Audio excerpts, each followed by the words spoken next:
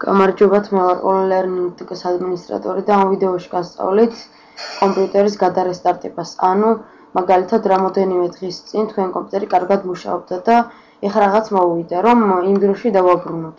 შევდივართ start, შემდეგ all programs, აქ accessories და აქ system tools-დან გვერდით ჩამოვდივართ system restore აქ ბოლოში.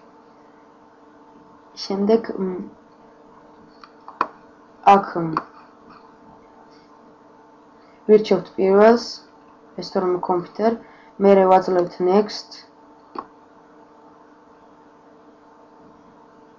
და აქ ვირჩევთ თუ რომელ დღეს გვინდა რომ გადავაბრუნოთ უკან, აი მაგალითად ეს.